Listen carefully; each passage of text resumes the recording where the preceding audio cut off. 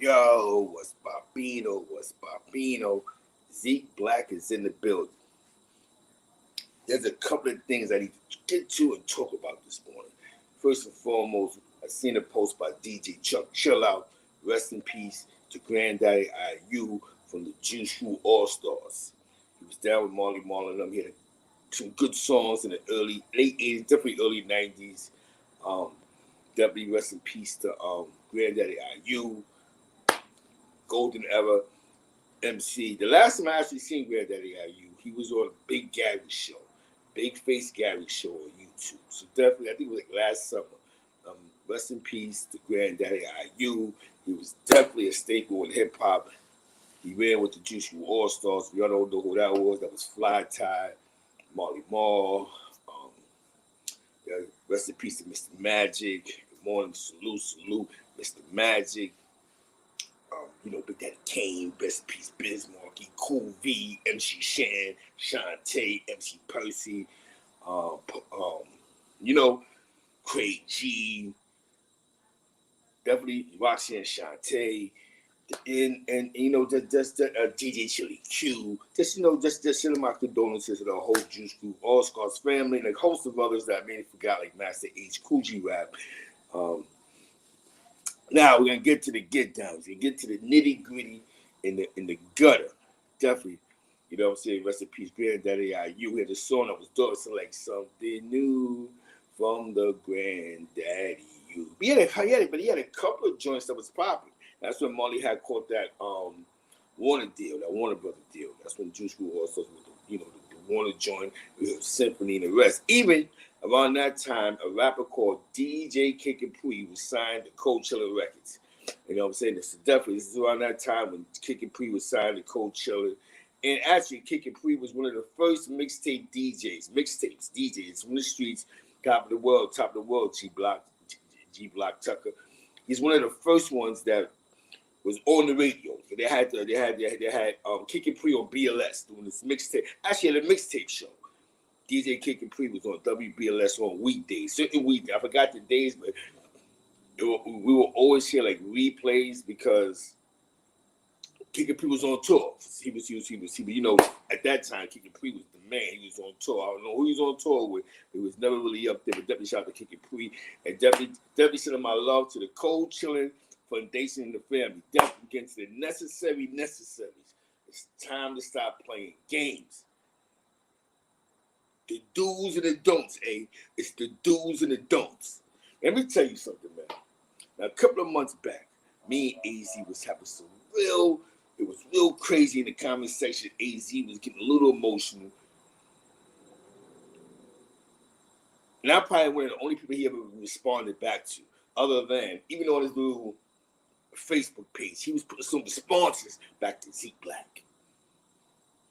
Only other person that I've seen him ever respond back to was a man named Kevin Childs, with Kevin Childs with a Hot 97 and called him a rat. You know what I'm saying? So, but this isn't about the rat allegations. This has nothing to do with that. This has something to do with paying attention and listening to when somebody speaks. I don't know. I'm not going to say that what I said forced Azie to convince Pat Porter to go to Vlad to have us see what she's going to say. But I think I played a part to that. I was in that, in the thought process. And yes, June, I believe that part of her going up there was the response to Zeke Black because the timelines. And he responded back on a bigger platform with her. I'm actually surprised that he's actually done it. But I think it played a part to things that I may have been saying, and maybe some things that Kevin Childs said. But more so, I haven't got to the part of why Kevin Childs think he told on him. You know what I'm saying? Remember, it's more to come. Now, we're hitting an error because there's a lot of things that I've said. Now, she's done multiple interviews, right? We've seen her on The Game Is Over. We've seen her on a couple other DVDs. But she didn't speak as in nobody's really asking these questions. She was telling a story.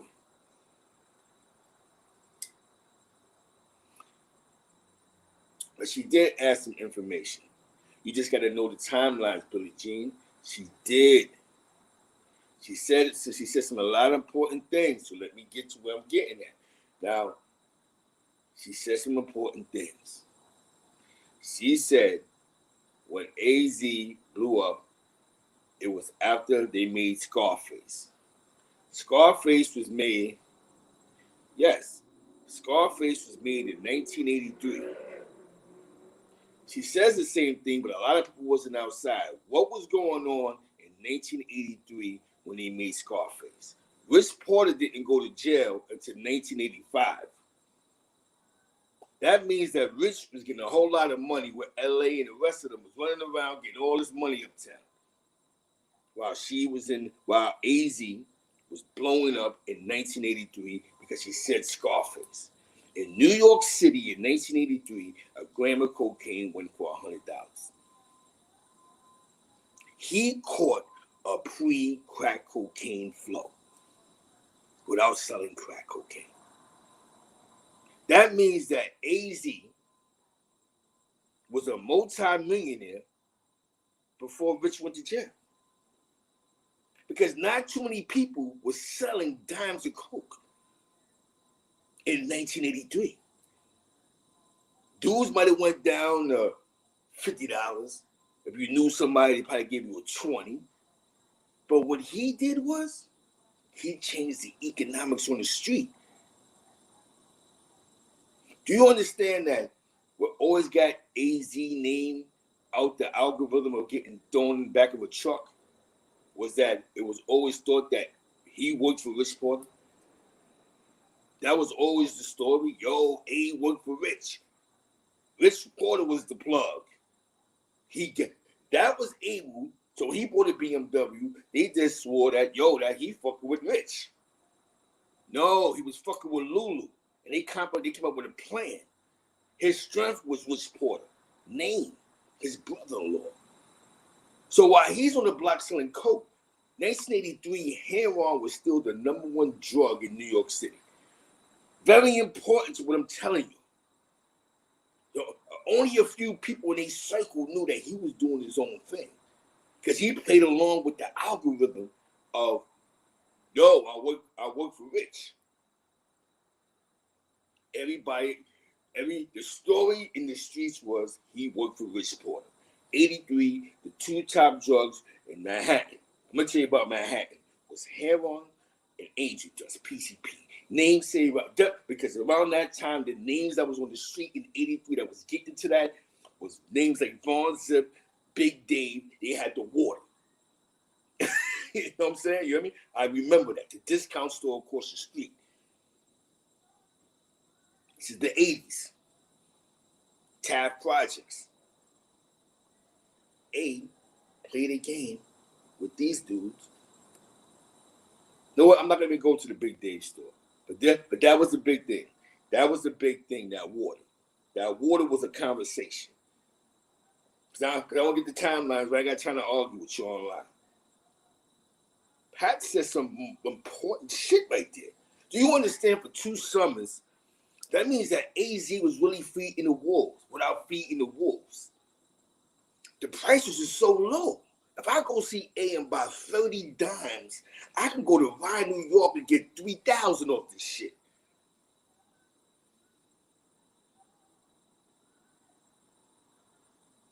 Dude was able to take what he was selling for $10 because that meant that AZ was getting those bricks for the low.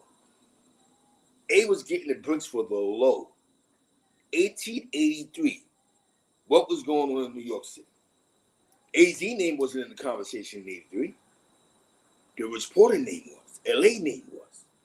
In 1983, the doo-wops, the Craig O's.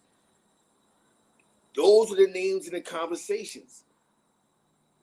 The Bats in 83, right? We're talking about 1983. Who went to jail in 83? Peter Rolock Pops, right? But did he get caught up in a fair case that Nicky Barnes was telling on the Italian guy? Those names is ringing. AZ was selling dimes of cocaine back then. In bottles. I had to get on my Brooklyn shit because you It's smart. You know a lot of niggas don't pay attention, eh? And you know a lot of niggas, a lot of dudes always felt that you was under Rich Porter. Sister said something very important. Yo, Rich Porter went to jail in 1985.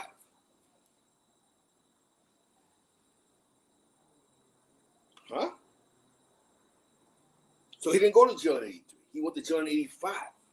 That means Rich and Abe was in the streets getting money. He met Poe after Rich went to jail. That means that Azie was a multi-millionaire before he even got to Poe. He was already established with this, but now the streets is changing. He didn't have to sell crack because when crack first hit, that coke was still popping. He sold the coke so low, you could buy 30 bottles of his shit. You had dudes that was coming from Mississippi to re-up from this nigga. Because the price, and he said he had butter fuku. You want to hear the words? She says the timelines. What was big in 1983? So again, she said it in an interview. She's definitely, yes, Sean. In 83, that's when he went to jail. Heroin was still the number one money maker. I mean, it still is, but that there wasn't no crack back then. And just like she said, it was free base. Like everybody else said, it was free base. So now you got a man that's selling dimes of coke, making it accessible for the poor man. So now the man that had to wait and get 5 guys together to sniff, now he's able to take his own 20 and buy 2 dimes of ones.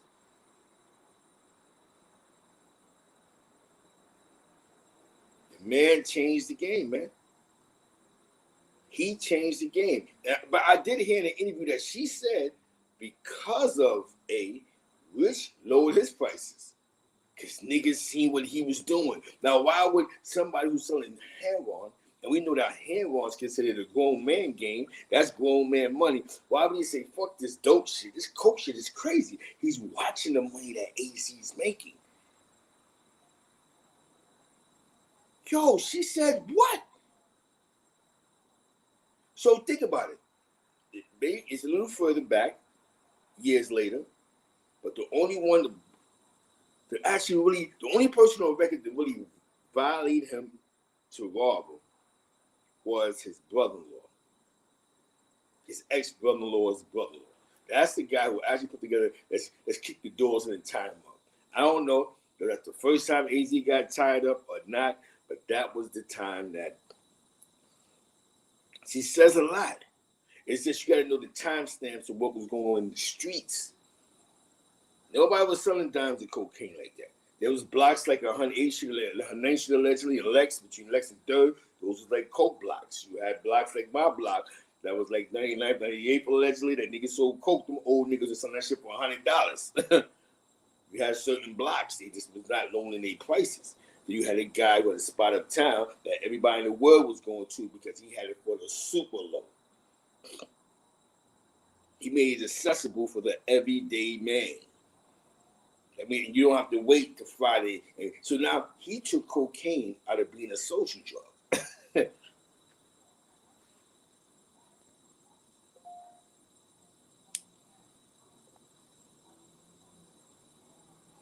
Definitely. You know what I'm saying?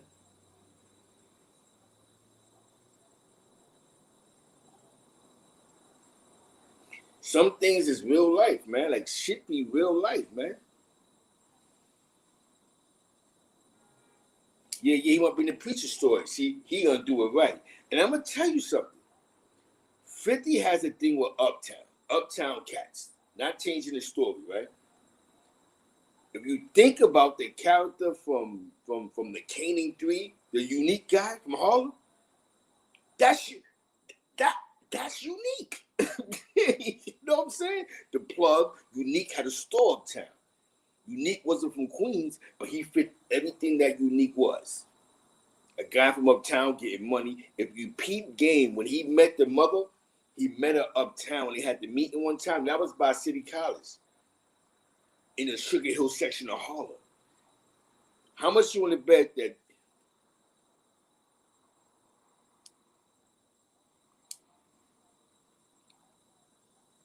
guess I gotta holler at somebody. I holler at somebody for you. But so whoever 50 cents around, they try to catch something. And they know that these Harlem stories are traditional. They're money makers. This is what people were talking about. Like, look, me right now talking about that. So the preacher story, if he do it right, he's gonna blow. Because people want to know about the Bobby Brown kidnapping. People want to know about the Small Paul incident, plus a host of others. There's a whole bunch of Harlem legends that they're gonna show a lot of disrespect. Dudes are gonna be upset, but it's a story that people want to hear. 50 Cent is on something. That unique character. If you follow Unique Mecca Audio and keep listening to what they're saying on Vlad, you start thinking, that's the character. Because remember, Supreme didn't have a chance to sell crack. He caught his case before really the crack era. No, he caught it, you know what I'm saying? Like he got caught up before it really went bananas. So it would have been Prince being the man out there. But that character was a Harlem cat. We can't say that was what's his name, that was Black Just. So whoever 50 Cent is around, they're making the story together. So now you think about Unique, and now Unique's on Vlad, you're hearing the story, he's fitting the description. Great news. My other video was this. Definitely salute to all those that checked out the last video I did with Pat Porter. I got over 2,000 views on it. Definitely salute to that. Definitely salute to Pat. Pat, man. You know I made Azie a little upset, and he probably played a part to you bring you up there. So it's have to go because you have to been out. Because this conversation that she's having, you have to been outside. You had to be in the know. This is not what she's talking about. If you wasn't outside, you're not going to catch it. If you wasn't getting no money, you're not going to catch it. Nobody was selling. A was getting money under the radar for 2-3 summers, and everybody said that he worked for Bone. How many people said that? How many times you argue with somebody that said, nah, AZ was working for Rich, until he said, I wasn't working for Rich. Whoever like to join the joint, man, you can definitely jump up in here. I want to hear what y'all think. You heard? Ain't about what I think, because I was outside of these three. So it's making sense now. They want to jump in here. Just don't be disrespectful. But Pat Porter says a whole lot. Debbie shout out to Vlad for this one. She's being very well versed here. She's being very well versed. That was his brother-in-law, though. I believe there's you know what I'm saying? So I believe he's trusting. A was sitting back in the cut. How many people, he went to war with niggas by cutting the price. He ain't had to shoot nothing. He ain't had to tie nothing up. He beat niggas by having butter, because you gotta have butter. You just can't cut the price. He had the Joey Buttafuoco. He had what you call flang, and he cut the price. And he still was able to make a profit. That means that motherfucker wasn't being greedy. That means AZ was possibly making 100,000 every 3 days. Wow, remember, dope is still the big things. Remember, the feds ain't chasing niggas around, individual blacks around, because they're still chasing the Italians. And the only blacks that's going to jail is the ones that's high echelon that's dealing with the Italians. So now, if you just a low level or mid level, so not mid level was the dude that made $1 million. That was just, they wasn't chasing them around. But if you caught a body, because remember, these individuals what am I about to say right now? These individuals was businessmen. So you know the first and foremost thing, you start really getting that money, you gotta pay a cop off. Those.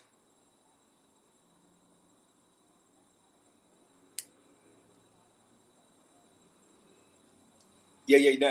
Hector Camacho from the hood. Yeah, he's from the hood. You know what I'm saying? But we all grew up together. They all went to the boys' club. They all did their boxing and all this shit. So we all grew up together. You know what I'm saying? A lot of things in Spanish Harlem, a lot of us grew up together. Like Coach Dave, he grew up with us too. You know what I'm saying? You know what I'm saying? Exactly. You know what I'm saying? So we all grew up. Coach Dave, Rock City, we all grew up together. Poe was just a little older, you know what I'm saying? But we all grew up together. You know, if we went to LaGuardia House, everybody went to LaGuardia House. Eastside Cats, we go to the Boys Club on 11th Street. We all went there. I lived across. I used to live across the street from Jefferson. But I used to go to the boys' club with dudes from Carver. Remember Carver on 106th Street, right? So I would go with John Tisdale and Darnell, rest in peace. And then, I go with D Freeze from Wilson. So the boys' club is what brought us together. Your Freddie was popping. So that's what brought us together was the boys' club.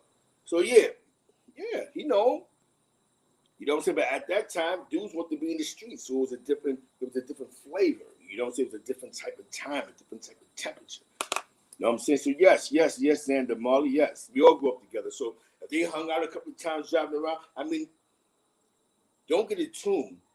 Alpo was very connected with his Puerto Rican side. Because he is Spanish Harlem. Like me, I'm connected with a lot of Puerto Ricans. I'm from Spanish Harlem. You know what I'm saying? He probably was, because dudes were selling mad. Dudes was eating. That's what dudes. I mean, what saved had the Camacho life was boxing. So he probably was selling dope and coke and all type of shit over there. I mean, really more so dope. You know what I'm saying? Boxing got him out the hood. You know what I'm saying? Boxing is what took him out of there. If it wasn't for boxing, he might have been on the block like everybody else. You know what I'm saying? Yeah. You know what I'm saying? His project was a money project. You know what I'm saying? W, rest in peace, had the Camacho. You know what I'm saying? The champ. Going back to, hey, you think you slick, my guy? You think you slick? I understand. Like I said, I don't think you wasted your energy to tell Pat. I used to waste some time out your life to go up there and confirm what type of nigga I am. I know you didn't do that, but I'm pretty sure I pissed you off just enough. Me and Kevin Childs got you to a point where, you know what? If motherfuckers was outside, that they could decode this shit. So everybody want to run their mouth about this, that, and third. Let's see who can break this shit down right. Who was really outside? It's definitely Salute. Yeah. And that's what all this shit was about. Who was really outside? Okay, this nigga, remember, he never said a timeline. Even when she was talking, she said, yo, around when Scarface came out. So you have to dig into that. Yeah. And that's what she did. I'm going to defend this nigga. Because these niggas is running their mouth and they talking shit. Let's see what the fuck they know they're talking about. What was going on in 83, little nigga? So now, I get it. You know Kevin Childs is out there. So now I'm telling you what was going on in 83, bro. Yeah, that's what they call Red Apple Dope on 116, right? You had the niggas selling dope in Taino Towers, allegedly, right? Let's talk about 83, bro. I'm telling you what's going on the east side in 83. You know what I'm saying? You hear me? Let's talk about it. Her temp shit was moving and grooving between Lex. Saladin was popping. Yeah, I know what was going on. And you know and I know that nobody was selling dimes and fucking coke, nigga. You know I know that. You know I know that, bro. You know I know.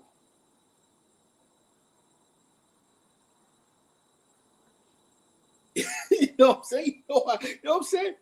No, you really don't know, because now I'm breaking it down. When Scarface came out, you have to be, wait a minute, what was going on uptown? That means when you took them prices down, you turned that shit into a household name, nigga.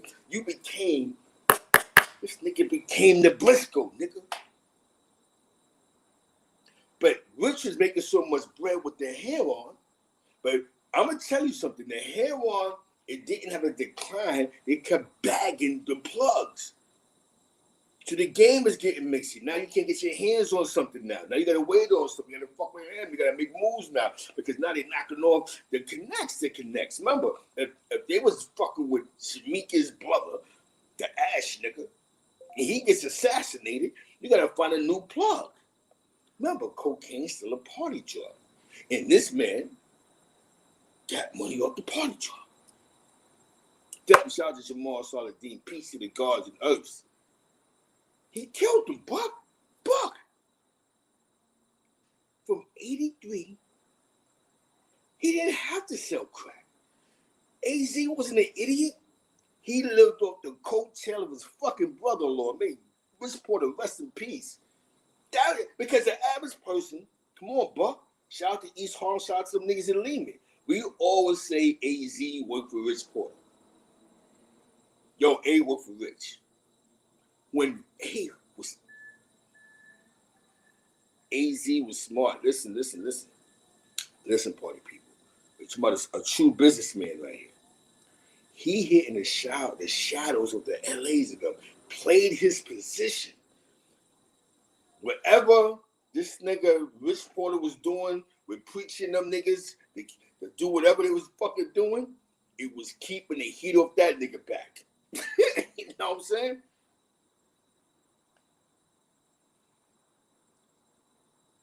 That's a businessman right there. That's what you call a businessman. He forced niggas to lower their prices. A was smart. Listen. Come on, Buck. Buck, you know and I know. Let's talk about the blocks. You know nobody was selling dimes and coke in 83, bro. On the east side. Come on, bro.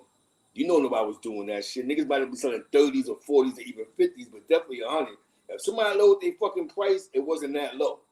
A nigga, let me tell you something. A person found it more affordable to sniff a bag of dope than buy a gram of coke. That's how sad the game was.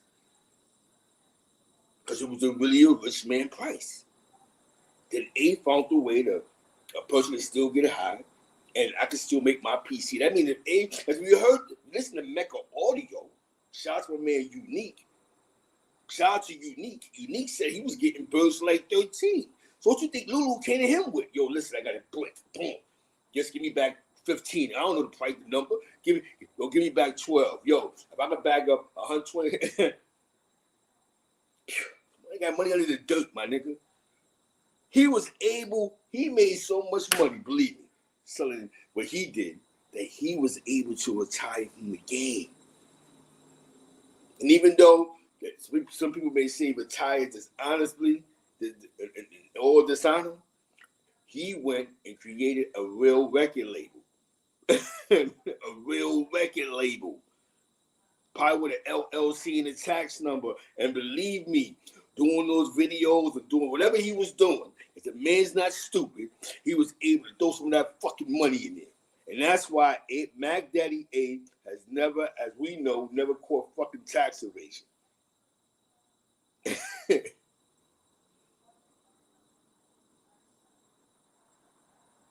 The man on the moon never caught a tax evasion that we know of. Never heard that. Yo, Azie in the feds. For what? The nigga never went to jail. You know what I'm saying? He paid listen, his precinct definitely was the 30-30. That's the Sugar Hill section over there, right? The 30-30, 145th of St. Nick and all that. 143rd. That's the 30th precinct. Oh, yeah. Yo, take this, dude. Here, take that. Yo, hey, man, this is my response back to you, bro. You was a smart motherfucker, man. You caught, you know what I'm saying? Hold on. Play says, shout out to Play. I'm happy playing to be another old guy from the old school. Remember, AZ was selling Willie. He's coke and bottles, and the bottles was illusions. What do you know? Come on, Play. Nobody was doing that in 83, bro, like that. At that price. He had the Butterfuco, and he had the price. Come on, man. I'm on my Brooklyn shit right now. I'm not even from Brooklyn. I'm on my Brooklyn shit right now. Because you definitely did, you know what I'm saying? You did the necessary.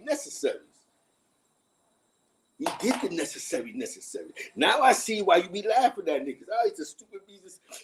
You was able to retire in the game after you got shot in the head. You was able to say, it's over. I can testify against these niggas and fuck these niggas. So many niggas ate off you. That's why niggas fuck with you. That's why you actually get the telling pass. Because you really fed the wolves. And I don't mean feed niggas that was trying to put pressure on you. You fed the streets. You made it affordable for dudes to put money on the table. You made it. If I go see A with $1,000, I get 1,000 bottles. I get 100 bottles. I get 100 bottles. I get 100 bottles. I go to fucking Buffalo. I could dump that shit for, you know what I'm saying? $50 a bottle, $30 a bottle. That's $3,000. I triple up on fucking with A. Because don't get it twisted. A lot of them, the Dominicans, they wasn't really fucking with just anybody. You had to really know somebody to fuck with them. Smart man. Now it makes sense. He turned the party drug into a household name. Lulu had to love him. Them niggas is doing probably 10 bricks in 3 days. When he's saying that jukebox was a spot. But he had a bigger idea. If he says, yo, I gave this nigga a spot that was making $80,000 a week. Now I'm moving on to make other moves. This is not a crack flow. This is a coke flow. Not even mention nigga name, man. Yo, this is so real right now, man. I'm gonna be honest with you. This is because you think I guess you must have thought, nigga, I was outside too, bro. You know the two drugs that was popular at that point in time. Exactly, 83. It's called by 83. Pat, thank you for going up there. I know you want to go up there. Shout out to Fats Coffee. And I think, and I'm gonna tell you more so, because Fats is on my platform, but Fats actually grew up with Azie. Tracy Crawford, y'all know Tracy. You know what I'm saying? Y'all know Tracy. And to be honest with you, Tracy don't have no hate for you, eh? He really don't. He just felt that when you wrote the book, for a small part about him in the book, but he's like, yo, we grew up together. You know what I'm saying? He told about the Llewellyn brothers. He told me about the shit with Tito Johnson on the block and shit that happened with, you know what I'm saying? He just felt like a lot of you guys just keep them out of the history. You know what I'm saying? That's all it was, bro. You ain't got to be mad at Fats for that, bro. He just thought that you dudes was keeping out their history, my guy. You know what I'm saying? He love you dudes, man. That's my guy Fats. He brought me to the spring in his crib. What's that? 145th, 146 in St. Nick. One of the stairs got some Jamaican food. They love him over there. Y'all know dudes love him. Y'all know dudes love Fats, man. I'm not even going to name drop until y'all know what I'm talking about. Tracy Crawford, bro. Sugar Hill Fats, man. Let's get back to the content, bro. He live in your building, and y'all actually grew up together, bro. You know his moms, bro. Like he know your mother, man. He never said nothing bad about you, bro. Even when dudes up top was like, A's a rat, he still defended you, bro. Like, nah, that's family. He never sat there and was gossiping on some hate mail shit. He just, only thing he told me was, yo, Zeke Black, the nigga should have put my name more in the book, bro. Know what I'm saying? You know, he was out there for the Blue and all that. So remember Blue, the killer in the building? He was out there for that. Everything that you was talking about, I'm like, oh shit, that's what A talking about. The killers in the building. It was Blue in them. Rest in peace, Blue. That's that crack ever shit, bro. The A, like you said, you never sold crack person. Now, what somebody do with their own work is in their hands, but you never sold crack, Mac Daddy. You was a smart motherfucker, man. You was a smart motherfucker. Your only fault was your brother-in-law. Your brother-in-law, now I get it now. Your brother-in-law, he fucked everything up, bro. Now I get it now. He fucked everything up, man. He didn't have to kill them people. He didn't have to do all that, man. He didn't have to do all that, man. Like seriously, bro. Like your son didn't have to even do all that, bro. A would have gave it to you. A was giving away coke at its lowest price. Believe me, he made a lot of Dominicans want to throw him in the back of the car. Because he made them lower their price. But he made them think. This nigga's getting money. We're not going to lose. We're just not going to make as much as a profit. So it wasn't about being greedy. It was about dumping the work. So you think about it. If A was doing it right, he was probably bagging up 120 off a gram. You know what I'm saying? If he was doing it right. Or even 80.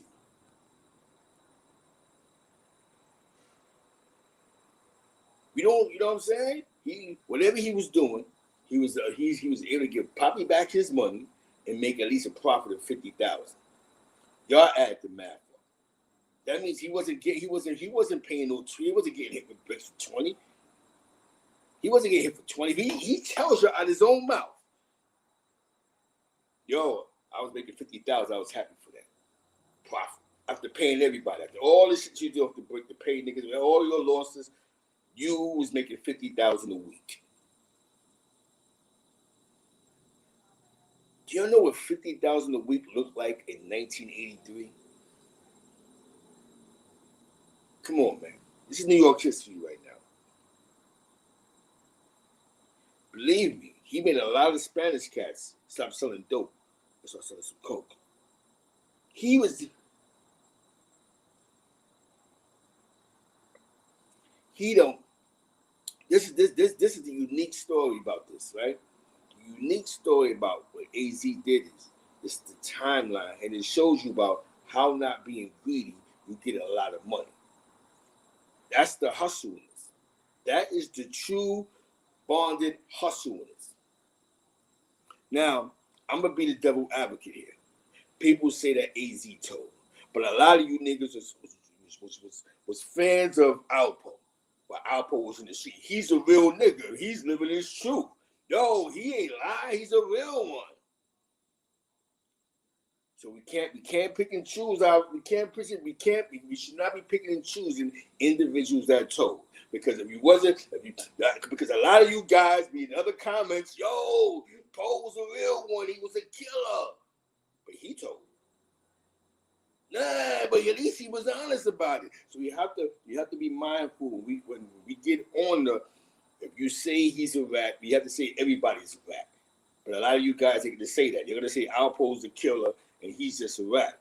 But this is not about his telling. I already addressed his telling, and this is partly a part of his response to his telling.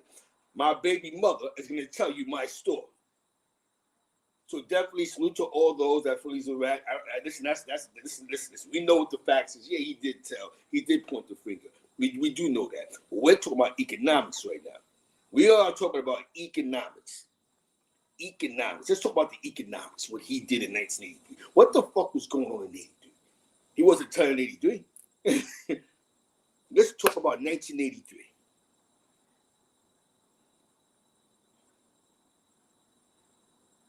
You know what I'm saying? What was going on in 83? The streets was totally different in 83. The streets was totally different in 1983. That's the moral of the story. The moral of the story was he never worked for Rich Sport. That's the moral. He really never really worked for the nigga.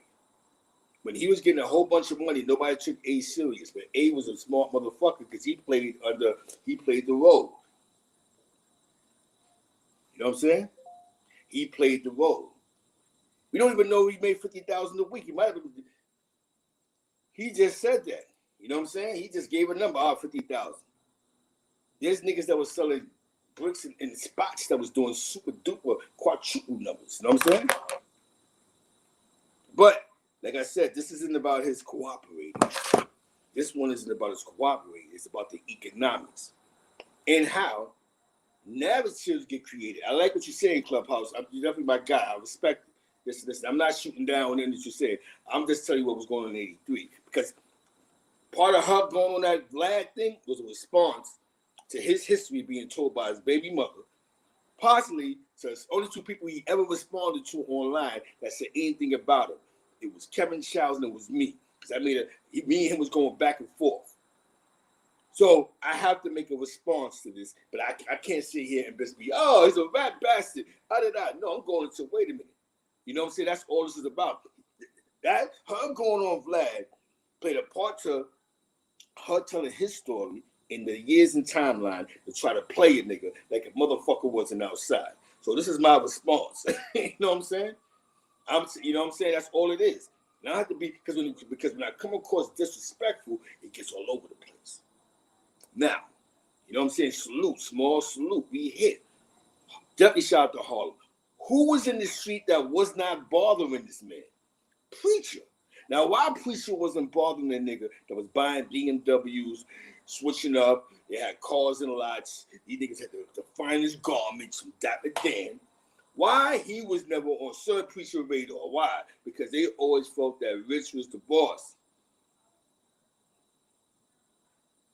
You know what I'm saying? Now, we ain't got to be like clubhouse. We ain't got to do all that. This is such a story, bro. It ain't about, it doesn't, you know what I'm saying? Everybody else getting the bag off the story. Why not her? You know what I'm saying? Everybody else gets, I'm going to get some money off of this shit with these views. You know what I'm saying? You know what I mean? Hell yeah. You know what I'm saying? I'm getting why she can't get the bag off this shit. We all eating off this shit. I'm 2,000 views on my first one. You know what I'm saying? You know what I mean? If I can get to the bag, okay, girl, I'm not a hater. You know what I'm saying? Yo, Clubhouse. So check it. Poet Lounge. I appreciate you, Zeke. I was 2 years old in '83. Did a history lesson. What was going on exactly, Clubhouse? You know what I'm saying? I'm gonna get twos and views off of this. So why not go up on Vlad and get a couple of twos and views by a brand new Yankee ad? You know what I'm saying? Get a little fur jacket. You and A could go splurge at Sammy's on City Island, and he can tell you about some miraculous YouTube nigga and Kevin Childs something crazy about the nigga. Like these niggas was even around, son. Well, Kevin Childs is definitely around. Definitely rest in peace to Nappy Red. Definitely shout out to my man Kev Force Pops. You know what I'm saying? He's definitely been in a lot of comments.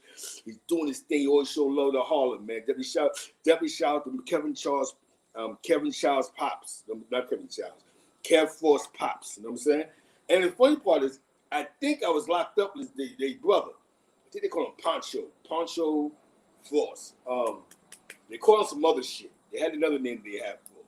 He was in the court prison with us allegedly. You know what I'm saying? I was locked up with the guy. You know what I'm saying? So definitely shout out to the Force family. But I was actually in transit with Kev Force one time. I'm not changing the story. In 1995, they took his work release. And me and Kev Force was in transit, and we bumped heads in Austin. Because Pataki had changed the law for violent offenders. And Kevin Childs was on work release. When I met him, he was talking about some Harlem Nights shit. And over the years, I guess it became blood, whatever the case may be. But me and Kevin Childs actually bumped heads. Last time I seen him, we was in transit in Austin. But back to Poetic Lounge. In 1983, you had some gang shit going on. OG Sonny Blanco's in the building. I'm on my Brooklyn shit, Sonny Blanco. Azie got me on my BK shit, son. Because now you listen, you know what I'm saying?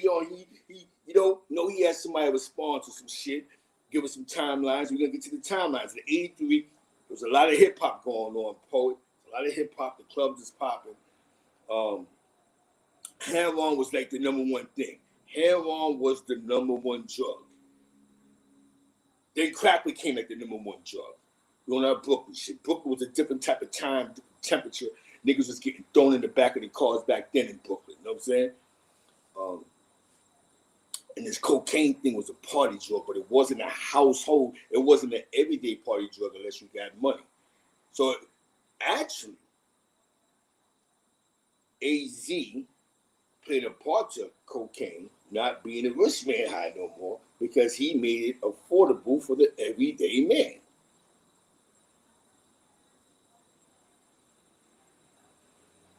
Mac Daddy A. Some of those may know him as Mac Daddy A. He made it affordable for the everyday hustler. I remember being outside and dudes were selling coke now because the prices were low and dudes were seeing the money. Because what made it believable was when you see AZ fly past with a fucking with a UFO. Oh shit! The BBS rims and all this shit. Yo, AZ had signature shit on his cars. Like you knew it was BBS rims and shit like that. And somebody said they got I bought a Mazda BBS rims. That was some shit that the shit that AZ got. We had spots like H&G's. The spot by 125th, the diner on 125th, and I'm giving you what was going on. 125th Street was popping. Dapper Dan was popping. I believe Dr. James was over there. State Building had, I guess, the niggas be across the street. The Israelites, the African tribes. The streets was different, man. The streets was different in 1983. There was a movie theater that was open on 125th. I thought they shut the shit down after a shootout after Menace to Society. You know what I'm saying? That be shout out to everything in Manhattanville. You know what I'm saying? But New York was changing. New York City was changing, as in Manhattan. I can't talk about the other boroughs. Now I'm in Manhattan right now. AZ changed. I won't just say him. Probably somebody else had the same idea A had. Who knows what A got the idea for? But what he did was he caught an algorithm, as he called it, and he caught a flow. And the flow he caught to the fucking moon. Mind you, he's running around with dudes that's feel they getting money too. Remember, she said it. Yo, Rich ain't go to jail until 85. This nigga stopped working in 83.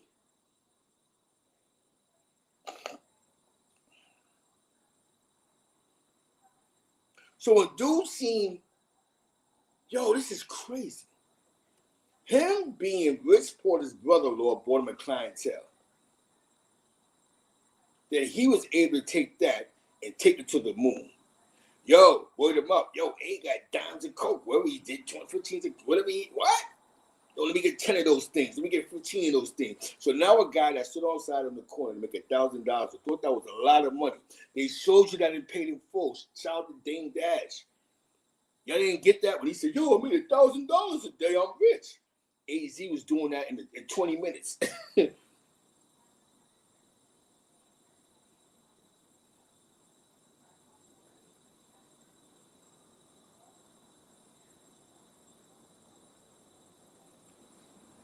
Now, he took off before he got bagged. It's just that when Rich got caught up, it was just A. He took off before Rich got bagged, June.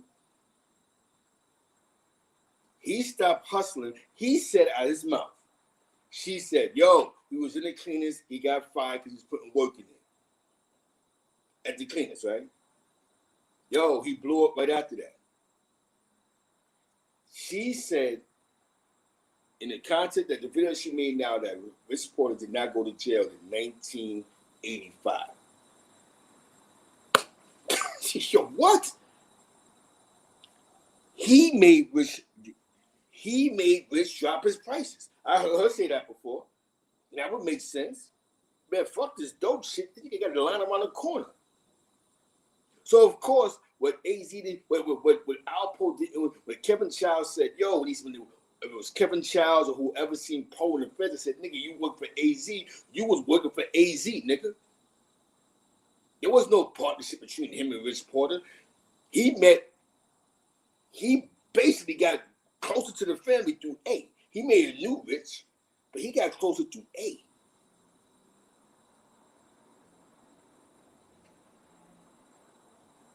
Yes. Those were the money years. He made his mark without nobody bothering him. He's supposed to get tied up then. That's when he's supposed to get robbed.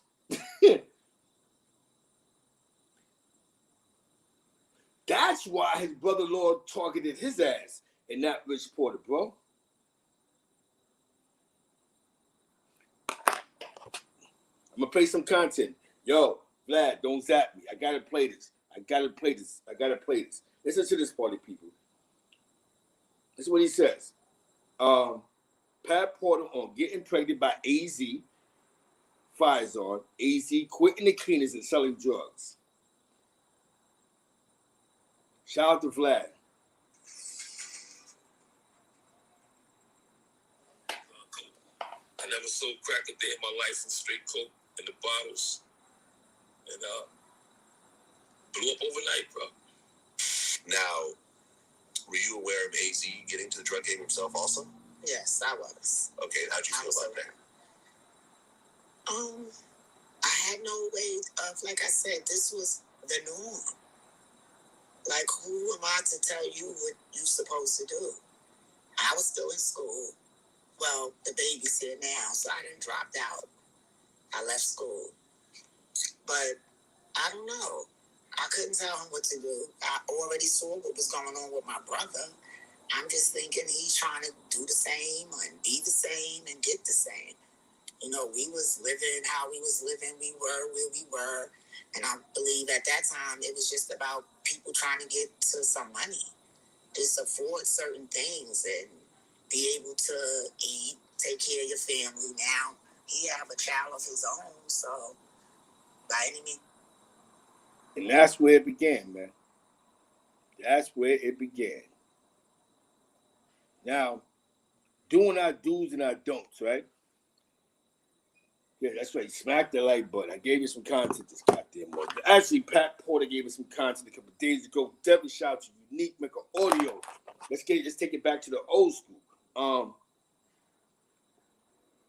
I was watching a video last night, and I changed the topic on St. Laz, and this guy was mentioning a guy named Bags. My good friend of mine name's Bags. He's from Brooklyn, the Crown Heights Flatbush section. And happened to be, I think he was locked up with the guy who was telling the story. And that's a good friend. I knew Bags since the early 90s. We was locked up together. We was on the blocks together. Actually, I met Bags and them from my homeboy that was in the group home. I brought them to Albany, New York. And that's how I met Demas, Ronnie, Bags. That was the squad at first. You know what I'm saying? They used to be like on Dana Ave and all that. You know what I'm saying? But definitely shout. That was Bags, free Bags. Bags for a crazy case. It's a crazy case. Definitely free Bags. Yo, Demas was up. Yo, Bigger was popping. Definitely shout out to Brooklyn. You know what I'm saying? Flatbush, you heard? Flatbush and Crown Heights. Definitely shout out to my man Demas, so the big Crip, the big six. You know what I'm saying? Now, shout out to Mecca Audio. For y'all that's just tuning in now across the world, I got a major shout out on Vlad TV. You know, from Mecca Audio, check him out. He got the prison stories, and he did it unconditionally. That's what I mean. He did it unconditionally. It wasn't something that we planned, and I definitely appreciate it, man. Let me see what I got. Like they say, I love you and you're my homie and you're my friend, bro. But we was raised to move in silence. You know, big shout out to my man Zeke Black, Double J, all them. You know, they used to tell me, you know, really Zeke Black, because Double J knew what time it was to an extent. But I never let nobody see what I was doing.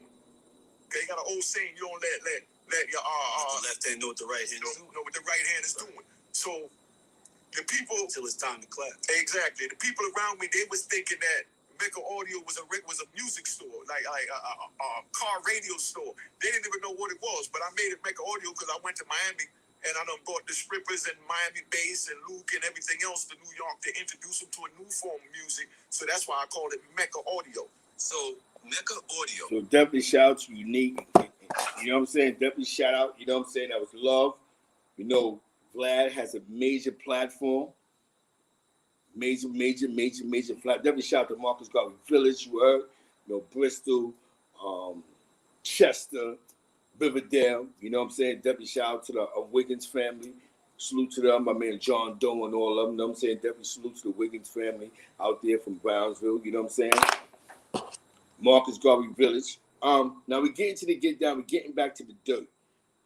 So you made a response back. I feel, and you brought your baby mother up there. She's selling some shit. She got me stuttering right now. This shit's crazy. You know what I'm saying? And the amazing part about this is that he quit the cleaners and selling drugs, right? So this is Mac. This is Azie. You gotta check the whole interview out. I guess she has the whole interview out. Now, hold on. Get to the part that means love something. You know what I mean? Hold on, party people. Now you gotta listen to this very carefully. Pat Porter speaks on Rich Porter going to prison for a shootout. Now the shootout that he allegedly went to jail for, because I wasn't there, was over the situation with LA. So Rich Porter went to jail.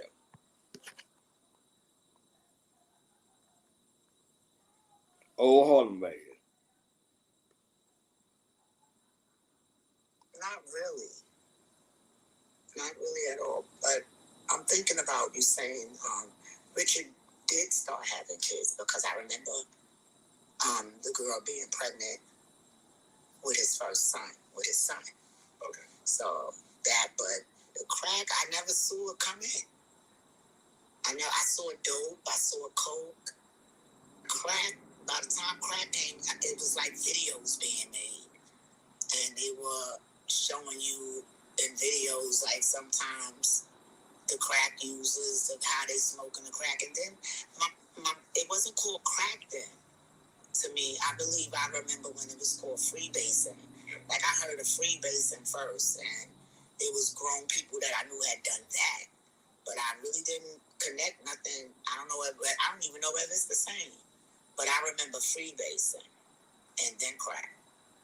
Okay, well, that same year, 1985, Rich Porter gets into a shootout, and he gets 1 year in prison. Before that situation, Was he getting into shootouts and beefs and things were smooth? I think that was related to his one of his dear friends, LA mother's house being robbed or something. And the house was robbed. LA ended up getting killed. Like, I don't know how close in time frame the incidents happened apart, but I think that had something to do with that. Like, it wasn't nothing else before that where he was in a shootout. This was the first time that ever happened. Okay. And he gets 1 year in prison for that. 18 months, I think. But 18 months. He did 1 year. Okay, when you found out that your big brother has to go to jail for a year, and by this time he's how old? Like 20 or so? Probably 19. 19. So he now has to go into an adult prison. How'd you feel? I was sad. I was sad, period, because it's my brother. Yeah. Like, I didn't like it, but he talked to us before he left. Tried to say things that would ease us. It was what it was. He went to jail. How'd your mother take it? She was furious. Furious? Yeah, she was furious. She cussed him out? Yeah, she had a mouth. Okay. She used it. Okay, so Rich goes in, and Azie starts to build up during this time. He started becoming a cocaine wholesaler, and he starts making real money. According to reports, like $40,000 a week, or sometimes even more. Now, you having a child with him, was he like buying you things and taking care of you guys and everything else like that? Yes. Like, what were some of the things that he was buying you? Jewelry, cars, furs, bags, all of that kind of stuff. So you just get spoiled. But I was already, like, my father gave us a lot. He did a lot for us. My brother did even more. And that was my daughter's father. Like, that was there. Spoiled. Just normal for you. Yeah. Okay, but aren't you guys still living in the same building? No, we still have the apartment. We're there. Like, that's a 3-generation apartment. Okay. It went from my grandfather to my mother to me. But through all of that, it was still other stuff going on in between. We're still there. We still have it. We're still there. Okay, but you don't get a different spot somewhere else? Yeah, it's been plenty. Listening skills is the key to all this shit. Rich and A was in 2 different lanes. A was killing him with this club drug for a cheaper price. Killing him wholesale. He's the man. But remember, he made cocaine affordable for a guy to buy cocaine every day for him and not wait till Friday or Thursday on payday. Hey, is he the only one that probably ever did it? I don't know. But we're talking about AZ right now. He was getting money, man. You know what I'm saying? June, King, he never shot the King Alfred's in the building. Yo, it was a different time. From 83 to 85, those are some good years. Those are good years to be under the radar of stick-up kids, because they assume that you work for this nigga that's getting money already. Who already got the cars already. You was a nigga from the cleaners. You the nigga from the cleaners. Oh yeah, you got some. Yeah, you selling those dimes of coke, but that shit ain't making no dope money because dope is still a grown man game. Remember, the heroin trade back then, dudes was making 100,000 or more. Than heroin is not an all-day drug. So dudes that make 100,000 by 12 o'clock in the afternoon, shut it down for the rest of the day. You know what I'm saying? So he opened the doors for a lot of niggas to eat. AZ. You know what I'm saying? So of course, by the time he got shot, he got. Let me see what year, because because it's the response to that, bro. We was outside, bro. See, so we know that you was selling your shit for what you sold it for. That's why you was going to the club for. We know why you was at the rooftop, because you had to get rid of what you had to get rid of. You know, that's a party drug. That's going to the club. Yo, hey, what's up? Let me get 5 of those. Yo, boom, yo, hey. So now you just wasn't selling to the hustlers. You was selling to the bum niggas, and you was also selling to the everyday nigga that scratch and snip. So now that guy was paying $100 for a gram, spend $100 with you, and get 10 capsules. And it depends on the points that you was putting on it. He was able to take that $100 probably lasted him all night, compared to $100 that would probably last him for a couple of hours. The unique plan compromised by the plug. Yo, I'm giving to you for this price. You do what you do. I can lower it and still make. That mean that AZ knew the number game. I can still make money off this shit and still give it away. So AZ was a pre-game to what became crack cocaine. He caught the pre-game. Now y'all hear niggas do the story. Yo, when we first had crack, we was doing 5 packs a day, 2 packs a week. We was doing this. So imagine he had the pre-game to the crack game.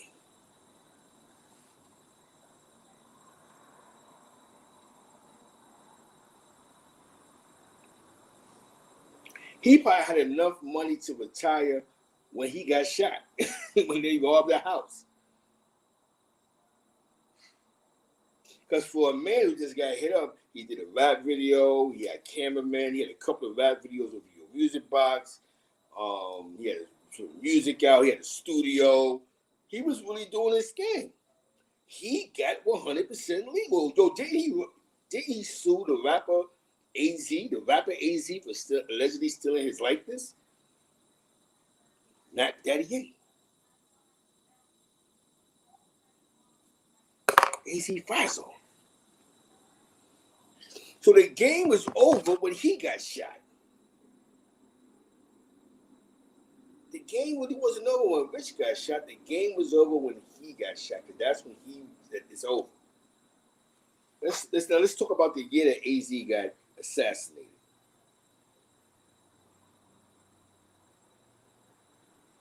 Attempted. Azie Faisal. So some shit you just can't Google. You know what I'm saying?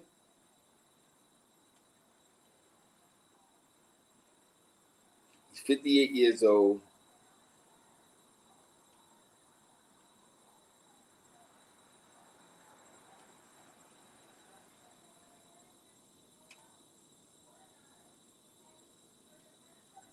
Say 83 he took over, man.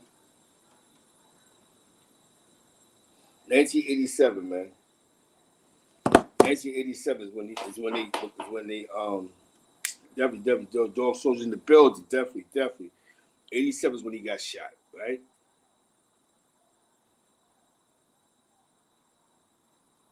He's still around. Shout out to God the King from the Bloody Bunch in Clubhouse. Shout out to P and Super Mentality in Clubhouse. Definitely, the New York Forum. Definitely shout out to my man Chuck. Definitely clout chasing Clubhouse.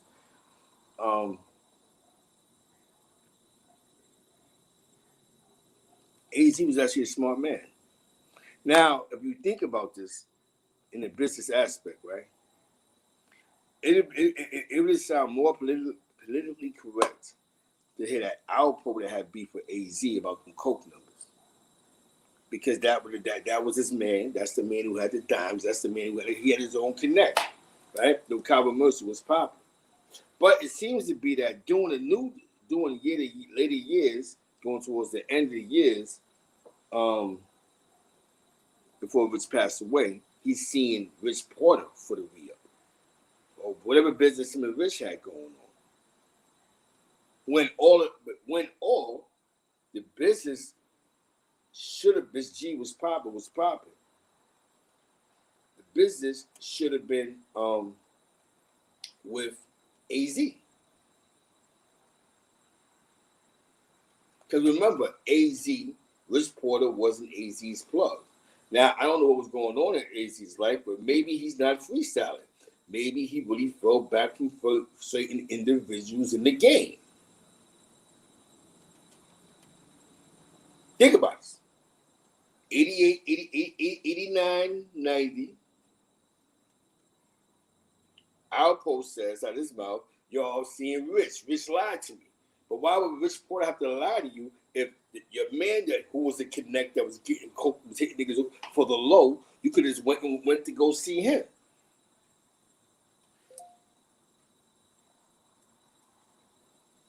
You know what I'm saying? Those are the days. You go, that's what dudes used to say. You could go buy a dime and go out and tell them make $20. Yes, that's that generation, that era. The you know, the early 90s, late 80s. Now, this is the unique part about what I'm about to tell y'all. Is maybe A really fell back. Or the Albo not want to fuck with him because he testified against the testified at court. And most real stick 'em kids know each other. So I can't fuck with A because A told on son. Told on really he really told on his brother-in-law. His brother-in-law told on them allegedly. But he went to court. Remember how they broke it down? Because he was fucking with Rich. Even when you hear the Darryl Barnes guy speak, it was Rich and it was Rich and Poe in front of the on Preacher Block. He didn't say Rich Poe A. Did AZ really fall back from certain individuals?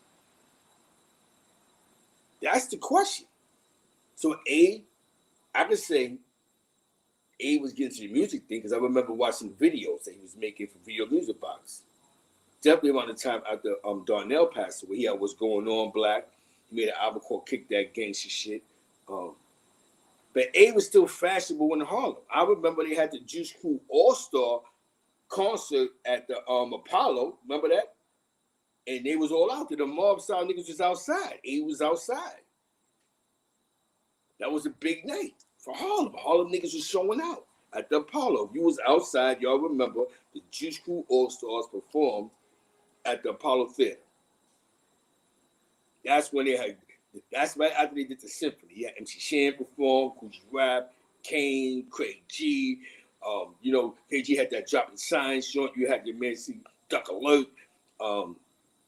Tragedy had a live Motivator. It was a different time.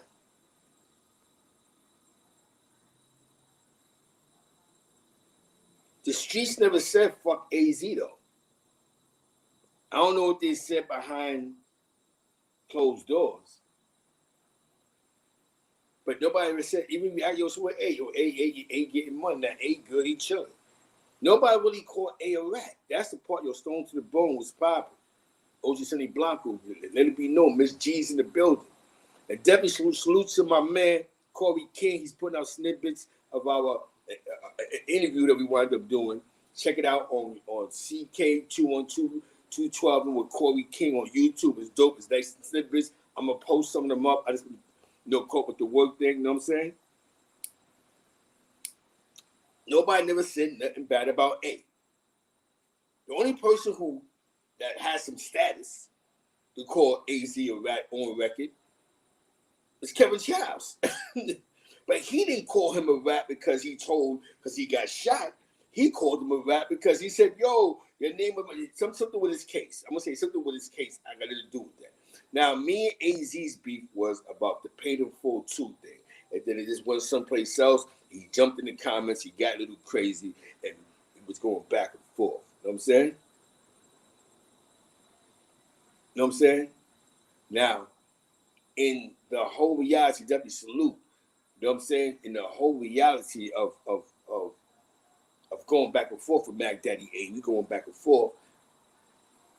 That was even a chess move. Yo, babes, just go up there and you tell the story, but you can just be more well versed. And Vlad, they probably prepared some questions because that's some brothers. You know what I'm saying? Now keep in mind, 2 brothers had passed away. to the streets one way or another. You know what I'm saying? Because of the streets and one to the streets. There's a Latin king that made a show and said that I guess when they seen paid in full, some dudes put hands and feet on Apple in Attica. But I heard that Apple was in Attica, so it could be true. I wasn't there. But they said some dudes put hands and feet on Attica, on him. You know what I'm saying? I truly believe that Abe was falling back from the game. Or from certain individuals he felt was going to bring heat to him. I think him getting shot scared him. But he had enough money somewhere where he was able to go, I'm chilling.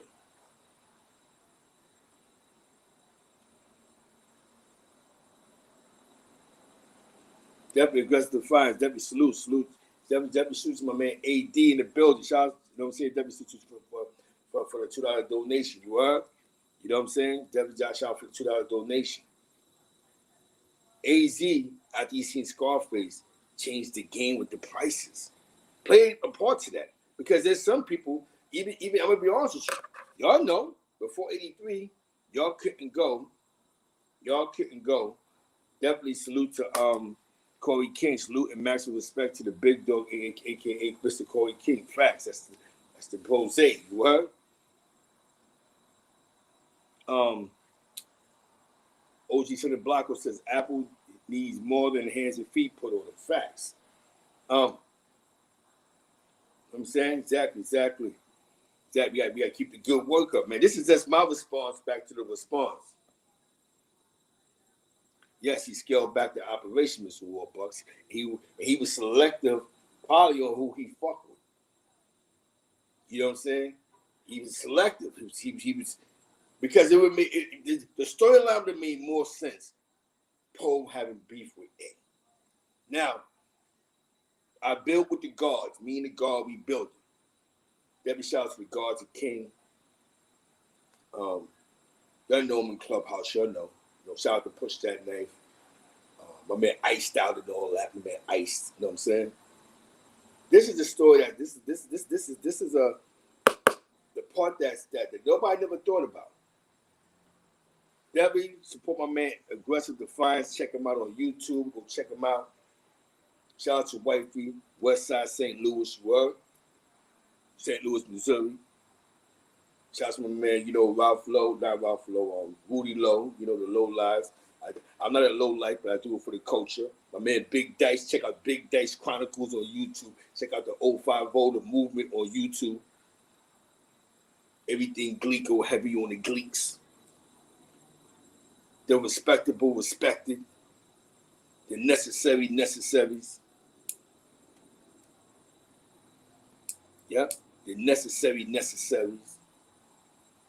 The do's and the don'ts. You know what I'm saying? The do's and the don'ts. And that's the type of line, and those are the type of time that AZ was on. The do's and the don'ts after he got shot. You know what I'm saying? Because it still would make sense, right? It would still make sense that Poe would have been fucking with A with the bricks, and it wouldn't be a Rich Porter story. But A really was selective on who he fucked with, and he fell back, and A found a way to clean that fucking money up, allegedly. I'm not even a hater, my guy. You cleaned that money up. You didn't have to go full throttle in the street. That's why you got all these stories after he got shot, like certain dudes, and he was a rat, and this and the third. And this is why you know why Alpha was in front of your house, nigga, because you was holding that allegedly you was holding that work in there, bro. You had that work in there. You was a smart guy. Yo, he's a smart guy, man. Yo, the guy is very calculated. He's calculated. He's very smart. You have to listen to the story. When you begin to listen, why would Alpo be sitting outside AZ house? AZ wasn't a threat. AZ could have killed his brother-in-law. You know what I'm saying? The guy who actually put him, who actually got him, shot him a couple of times. He didn't do that. So you think that you killed Rich Porter, you're going to sit outside, you're going to lay on A to smoke A? Like you had a problem with A? Like your A going to do something to me. A, today go shot him. You know what I'm saying? No disrespect, A. I gotta be respectful with it. You know what I'm saying? Hell yeah. Deputy D. Morris' spot, but definitely shout out to St. Louis, word, the city of St. Louis. You know what I'm saying? Definitely shout out to the city of St. Louis, word. Definitely nothing but love. St. Louis, Missouri. You know what I'm saying? West Side. Already know Union. You know what I'm saying? you know what I'm saying? Y'all know good fella. You know, Murder Mobile and all that. Definitely shout out to all those in the Horseshoe. Gotta salute the North Side. You know, Grand. You know what I'm saying? What park is that, man? Fairgrounds Park. And other hosting areas of St. Louis. You know what I'm saying? The South Side. You know what I'm saying? South St. Louis. But definitely shout out to the West Side St. Louis. You heard? We here. Necessary. Do the right thing. We doing the things that happen. The things that happen the right way. Now, me, I'm from Spanish Harlem. I was a little bit outside. I was outside. 1983, we was outside.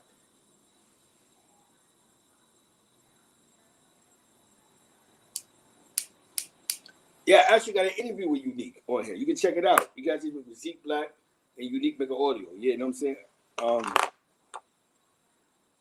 There's a bunch of them. Check out Unique's page. Actually, on Unique's page. Look at it. There's one with me. It's me, Unique, Fat Man Scoop, DJ Ron G, and actually Busy B pulled up, but the reception was bad. Busy B pulled up, but Fat Man Scoop was in there. For those that don't know who Fat Man Scoop is, he's a multi-platinum artist. Ron G was up there. Then I'm up there with also.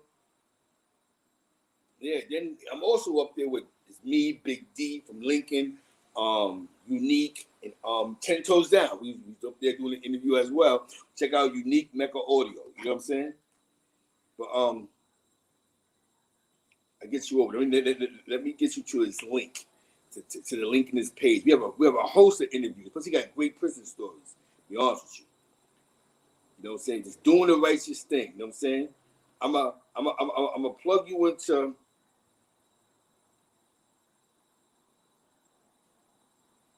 Bastard. All right, let me get there. Hold on, party people. Hold on.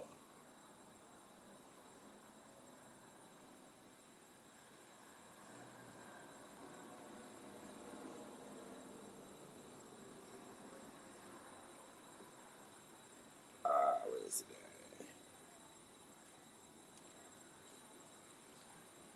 You know what I'm saying? Let me get there. Here it is. This is just one of them that we did. I'm gonna share the link, but you just add on to your page. You heard? We have a bunch on his on his platform. So I'm about to share the link. That's my guys. That's the brose, man.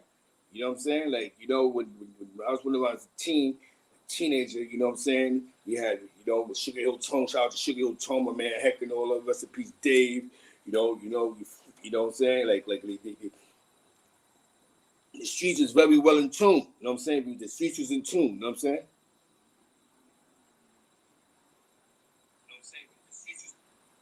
Every shout out to my man J.E. Moneybags, the money man, you heard?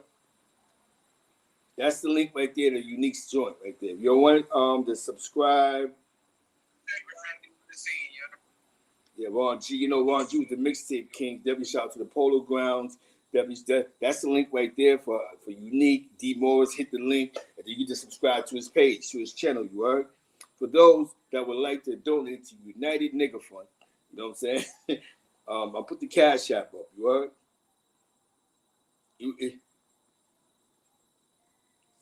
But I really don't do it for the Cash Apps. But you said, shout out to my man Money D from Chi-Town, you heard?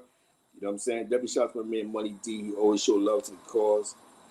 Definitely done bars. Was popping. We here early in the morning.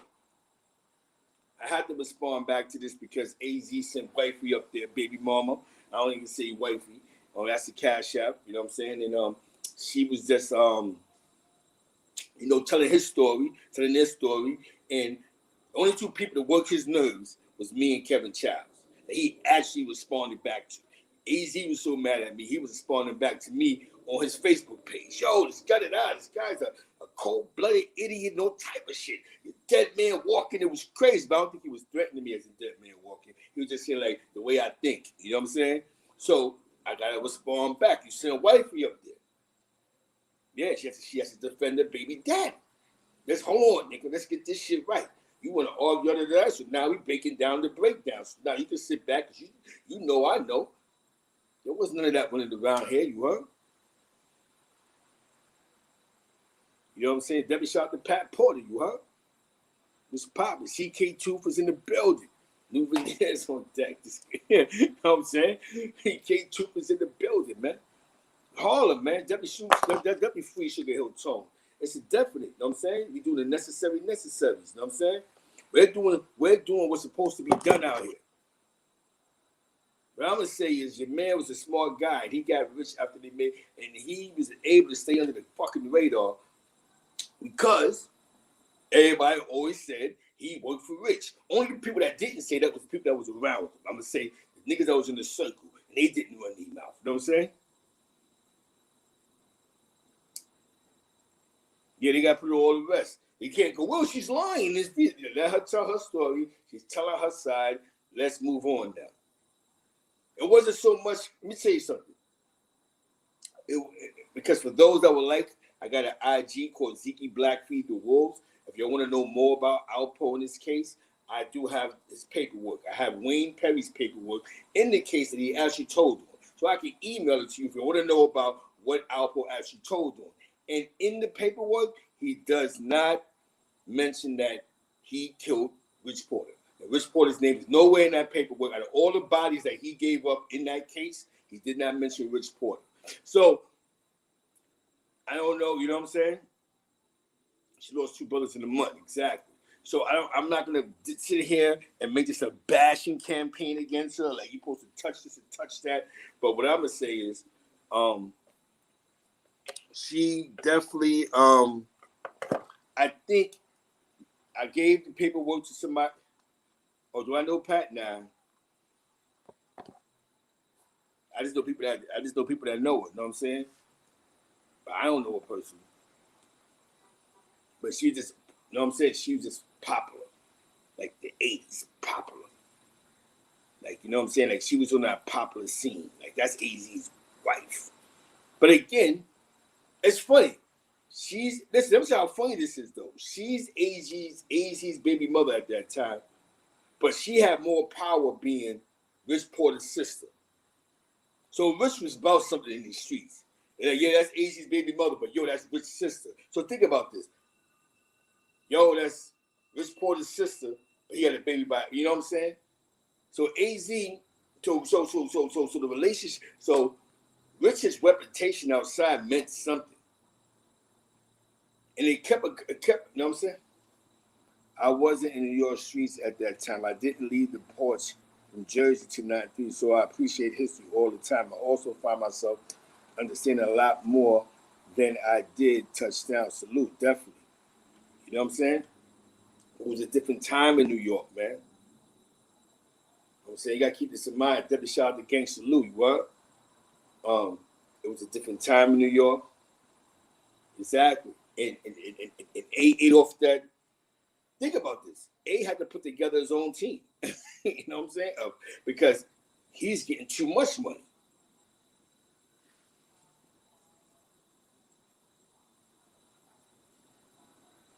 You know what? Being honest, AZ was just the one person to jump in the game. He didn't know the consequences he was willing to feel. I'm surprised he lasted that long for real. He knew the consequences. He just slipped up. AZ is very as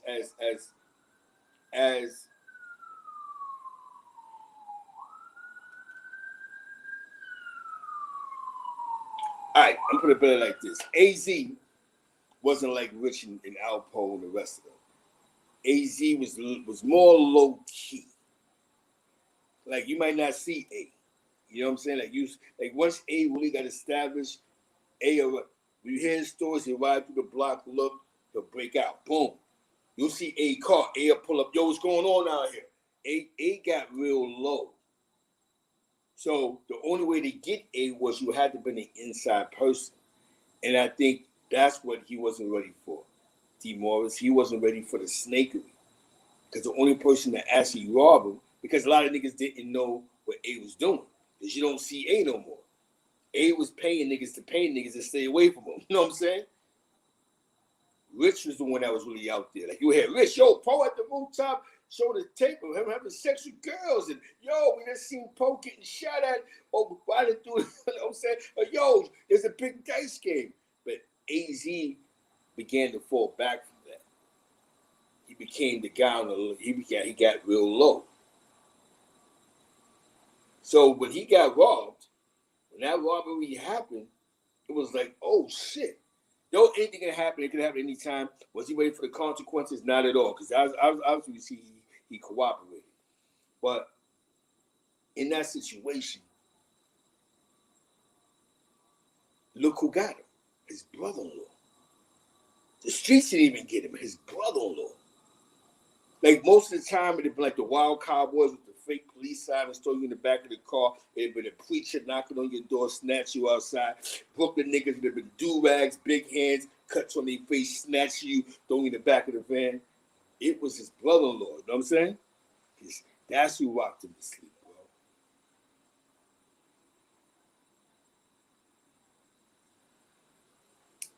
You know what I'm saying? It was his brother-in-law, bro. That's the worst part about it, D. Morris. It was his brother-in-law. A person who knew about who Joanne was. That's family. That's people. What? That's where he be, boom. And the brother probably got that information just hearing people talk, eavesdropping. The sister, ain't acting funny. She probably, you know what I'm saying? Who knows how he actually got the drop about where it was at, but he knows Joanne because he's been in the family. Now, it had to happen from just a street goon or a preacher, we expect that. But it's just like Apple with Darnell. Out of all the niggas that could have got the rich, it was a nigga that was coming upstairs with Mama Love, a person that sat with Darnell. How heartless is nigga? Niggas is heartless. This is a dirty game. Y'all, there's no love in the streets. A man that took Darnell to the park a couple of times. A man that ate Thanksgiving dinner with the nigga. A man that when he had no place to stay, when he was chasing that bag, he slept on the couch. Darnell had to tap him on his head. Yo, wake up, wake up. A man that was around him was the same man that put together a plot that murdered his own nephew. It's a dirty game. The consequences is there. The do's and the don'ts, my nigga. You trust no one. You trust nobody in the line of work that you're in. It took dudes to realize that there's no love in this game. You can show as much love as you want. You can put meat and potatoes in the refrigerator. You can pay all the bills. You can buy somebody a car, and they'll still backdoor you if they feel you own something. So the best thing to do is you keep your circle tight. And those dudes that act funny, that always feel somebody owns something, you get the fuck away from them. Because if you don't get away from them, that's how the Azie gets shot in the head in the Darnell. How heartless is that? A man, this is your uncle. And I'm gonna be well versed here. Not a long distance uncle. We're talking about a nigga that was in the house. A man who's sitting watching his sister cry about her baby missing, crying, he's kidnapped. Yeah, definitely. Salute. Follow my man, OG Sonny Blanco. Get in tune with that channel. You know what I'm saying? Subscribe to OG Sonny Blanco. That's my guy. That's the bro. Shout out to East New York, Brooklyn, Brownsville. You already know, you know what time it is, man. Pennsylvania, the Galaxy and all that. You heard me? Flatlands, 100th Street and Flatlands, the diner over there. The diner by Flatlands, 100th Street and, you know what I'm saying?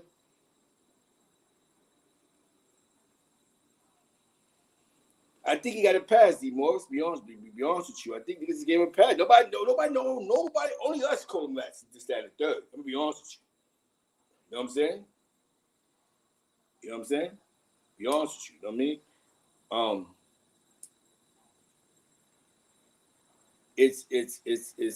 mean? It boils down after a while to A cleaned his act up a little bit with that legalizing of hip hop. When he dropped that album, remember when he dropped, the Ghetto Boys dropped, Scarface dropped. It was a new thing in hip hop. You gotta say that. New thing in hip hop, Mr. Scarface was rolling down the block. Out came the fiends and steals all his rocks. Know that shit? Pull out his gun and shot down all the fiends. And Mr. Scarface. That shit was like, yo. You had that, you had that, kick that gangster shit. That Mr. Scarface shit and the Ghetto Boy shit. That was that shit. That was my shit. Shout out to DJ Buck. I had a DJ Buck Wild tape. He was killing that shit. Triple C and all that. Definitely shout out to DJ Triple C out there somewhere, Minnesota and all that. You know, Money Boss plays. You know what I'm saying? But taking you back, a nigga that was in the house eating at the table. When he was fucked up on that dog food, when he was on that food, he was fucked up. Sat there, watched his sister cry. They're gonna kill my son, like, you get my baby. And all in all, he the one that's right. He the one that snatched him. Come on, son. It's a dirty game. Can't get no more nasty and dirty and distasteful than that. The whole time. He's hammering ransom money. He's watching the emotions. That's a heartless motherfucker. The bag was that dangerous back then. The bag now is just knocking niggas off with that fentanyl. But definitely shout out to Galaxy Hotel. Definitely the Galaxy, my nigga. You know that $40 for a couple of hours. You what? The Galaxy Dining and all that. Right there in Pennsylvania. If you know, you know. You know what I'm saying? You in these dirty streets. You had niggas that caught Fed charges come in that diner. That's funny. Dude, the feds didn't snatch niggas up out of that Galaxy. You know what I'm saying? Definitely shout out to that whole, Pink Houses, Cypress, just shout out to, Linden Projects, that whole corridor over here. You know what I'm saying? Nigga was heartless, man. Exactly. June, you already know the short stay, you heard? Maybe that's what it was. You know what I'm saying? Yeah, exactly. With the brains and the money. He found the way to clean his money up. And then what definitely helped A out? When he sued the rapper Azie. That's a legal check. Boom, boom, one shot. You can't make this shit up. This nigga became a legal nigga. So now people are hiring him to do documentaries. Hey, come in, want to hear your story. Hey, we give you a check for this. He's in the guild. He's in the union. The union to be. He's like an actor. He's in the union. He just wasn't paid in full. He just didn't write a book. He's been like mad documentaries on MTV, A&E, the Viacom. Those are real checks he's getting. This nigga Aiden, he didn't flip his money around so good. He walking around with spaceships. Yeah, son. All that's legal. All that shit straight to the bank. You know what I'm saying? Exactly, man. But yo, I gotta do a part 2 to this, man. I appreciate everybody who pulled up to this. I wrote my Brooklyn shit today. Threw the low shit on. Get in tune. 50 Cent for to do the preacher story. Shout out to Harlem. Shout out to 50. We're gonna get touching up on that. Pat, keep talking. I'm gonna do more and more of these videos. Listen, I appreciate you breaking down the timeline. You brought me back to 83. You heard what was going on in 1983 in the 5 boroughs of New York City. Think about the bag, right? What happened crazy in 83? 1983, New York City. What happened crazy in 1983? What was the biggest crime in 1983 that happened in New York City?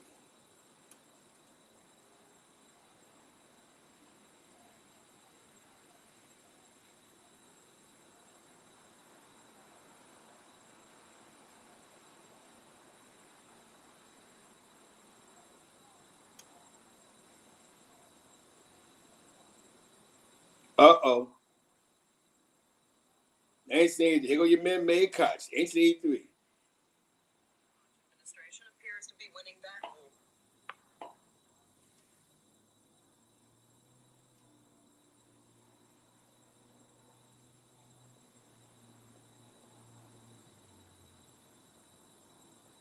The subject of street crime, the mayor was armed with favorable statistics about 1983.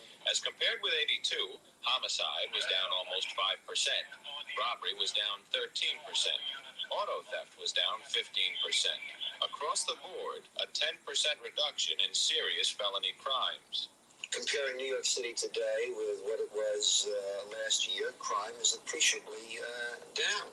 But nevertheless, it still exists and exists in a way that gets people upset. One of the things that caused public outcry was the release of prisoners from the city's jail, stemming from a court order on overcrowding.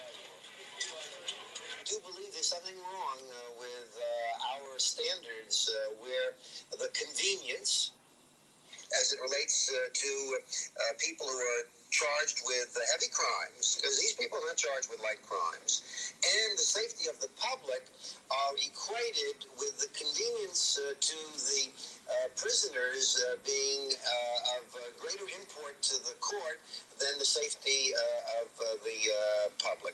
And finally, we asked the mayor about a different type of crime, the threat of terrorism.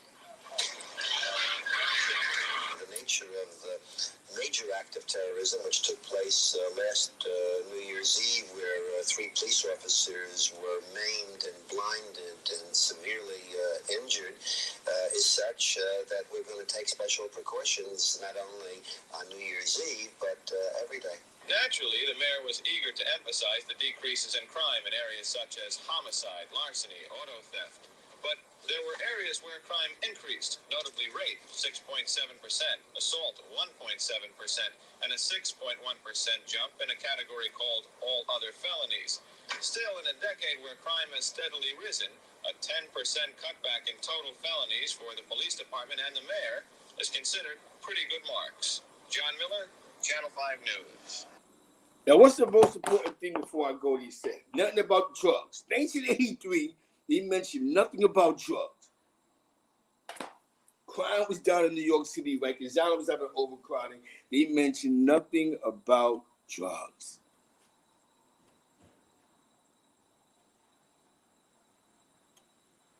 Nothing about drugs. So in 1983, he wasn't chasing drug dealers around. Drug dealers was not a conversation in 1983.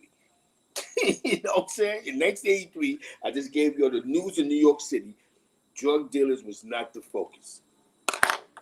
So with that being said, I want to talk to the devil because I know she got more content coming out. I have another show probably coming, possibly tomorrow, the day after. Definitely, Pat, keep bringing it. Definitely, Charles Smith. Definitely, salute to the Louis. Definitely, shout out to St. Louis. You heard? You know what I'm saying? He mentioned nothing about cocaine, crack. So obviously, 1983 was not the crack epidemic. He mentioned nothing about the crack epidemic. He said drug, murder, and every other felony. He mentioned nothing about cocaine. He mentioned nothing about heroin. That being said, this is the mayor giving his stats in 1983 in New York City. With that being said, I appreciate y'all. I love y'all. Tomorrow we on and popping. I'm pretty sure Vlad's gonna drop more and more dope content. I appreciate you. Shout out to J.E. Moneybag. Shout out to AD Dog Soldier. My man Netstar. Swipe. Go back, you know what I'm saying? The replay, let's go check it out. This is some real shit. 83 was a good year for a lot of dudes. You heard the mayor. This is the mayor.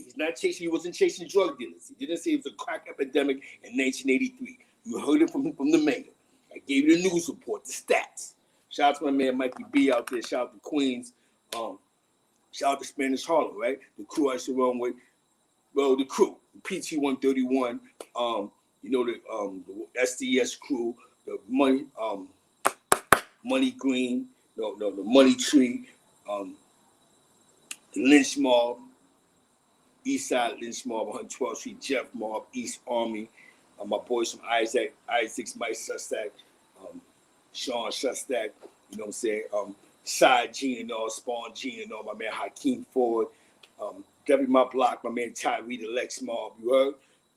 Definitely the Carver Mob, FTW, FEP. Mad Jack was popping. My man Mad Jack from Tav, you know what I'm saying, was goody. You know, Little Av from FTW, 117 from Lex Johan and all them, man, skiing them. 122nd Street and Lex, my man Steve-O. The boys from AK, my man Big Head Vito. Flow Boys and Wagner. Definitely, you know, the Purple City crew right there in Taino. Definitely, you know what I'm saying? We in the building, man. You know what I'm saying? The Rush Mob, the LBC crew, High Post crew, TDO crew, GNR crew, 357 crew, TWB, the Washington Boys, rest in peace, Shop, salute to Fury, Jeep, Hard, Sonny, rest in peace. Definitely salute to my man Izzo Rock, High Post, Scar, TWB, JG, TWB, my man Willie Woo, you heard? Definitely, with that being said, definitely a Hill Ho crew. Rest in peace to Tone Lopez, 100th Street and Lex. We here. Shout out to Spanish Harlem, Black Park crew, and Carver. That being said, man, I appreciate y'all. I love y'all. You know what I'm saying? That being said, peace.